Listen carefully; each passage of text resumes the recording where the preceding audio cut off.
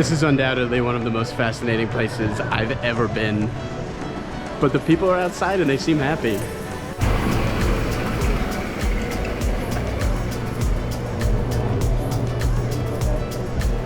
You look at the interior of some of these buildings and it's like, this is like poverty beyond poverty. I've never seen such a dump in all my life, and yet everybody is outside. So many people here.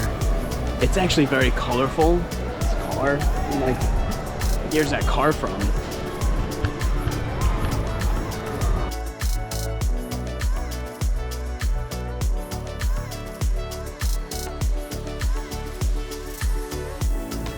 Esto fue de la época de Colón.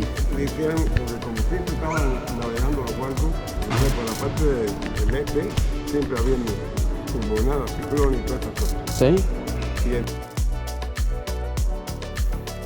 He said that this church is from Columbus's time, and on Columbus's first voyage to Cuba, which is where he landed, I believe it was called Hispaniola, they put a cross up here.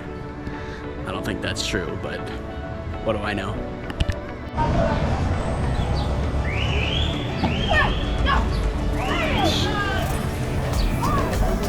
In case you're wondering, that was not a real bomb. That was a piece of yarn spun together. 11 million people live in Cuba. I googled that. The president is Miguel Díaz-Canel, and if I'm not much mistaken, he most likely works at this building, the Capitolio.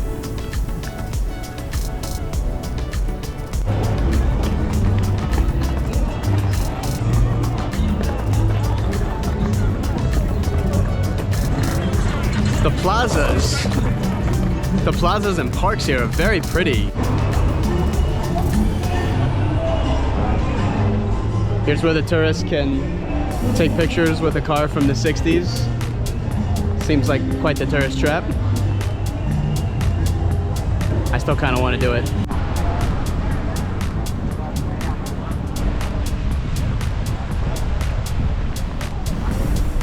Gotta say, I'm surprised. This is very nice. This is really pretty. First meal in Havana coming up right now, and I have realized that we're missing two things in Cuba.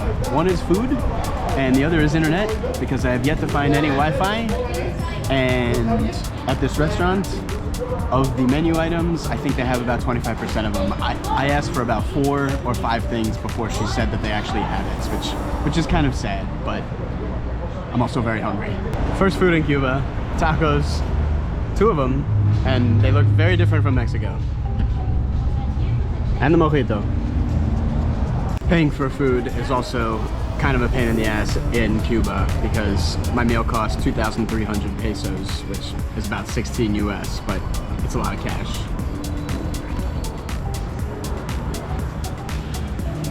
And I had to wait an hour for that pasta.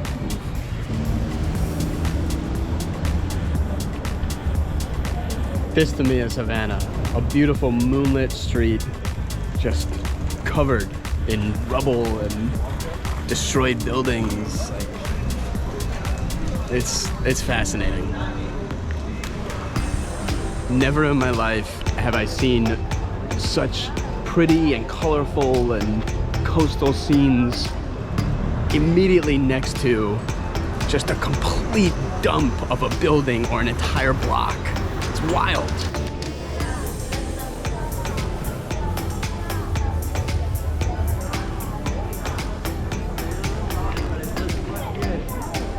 Completely vacant, destroyed area of property. Right next to a bunch of bars and restaurants with rooftops. Alright, I'm in Doña Alisia in Havana. After a nice conversation about baseball, I have this plate of chicken for $3. I'm just so hungry. It doesn't matter. This is actually pretty good. In Cuba, you look at this menu, they don't have half this stuff.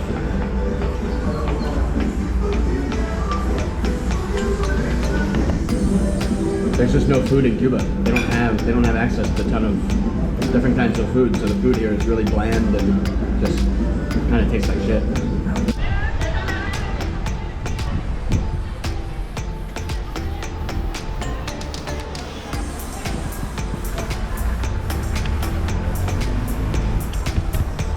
This behind me is the central train station of Havana, and as you can see, it is completely empty. There are signs that say it's under construction, but I don't think there's a functioning train in the entire nation of Cuba.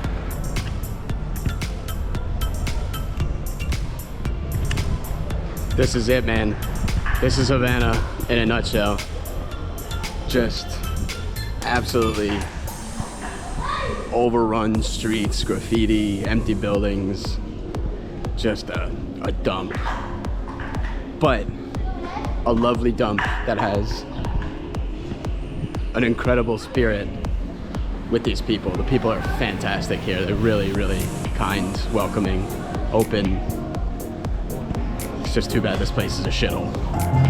In Cuba, you can't just get on a bus and go towards your destination, because according to what I've been told by Cubans, they will tell you one price, and then because you're a foreigner, they'll charge you more. And who knows where they go. You just see lines of people waiting on streets, on side streets, everywhere to get on varying sizes of buses. It's fascinating. I got a peek into the Estadio Latinoamerica and definitely tried to get in. I asked some ladies and they said that I can't. And the season restarts in 10 days after the World Baseball Classic. I even see the Industriales, the famous team. Their clubhouse is right over there. I mean, obviously I love baseball, but this reminds me of like Ebbets Field kind of thing. This was built a long, long time ago, and it would be really cool to see a game here.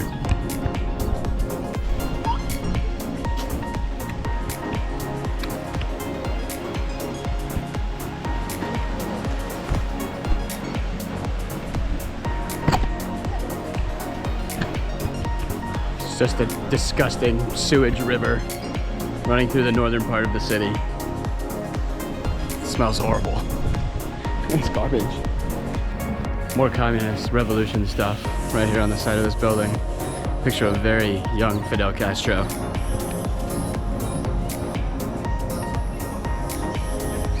Hasta siempre, comandante.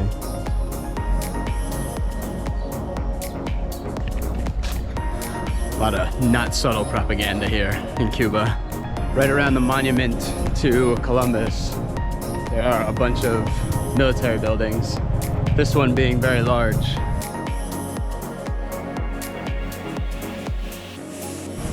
Popular spot north of town. We've got the monument to Columbus, along with what looks like a huge statue of Jose Marti. And then on these two adjacent buildings, I've got what looks like the outline of Ernesto Che Guevara, and I'm not sure who is on the right. And then behind me it looks like a national library, again with a very young photo of Castro. This is the bus station behind me that no tourist or foreigner would ever use, and is pretty much empty right now on a Sunday afternoon, except for like 15 or 20 people, all of whom are Cuban. Right here behind me,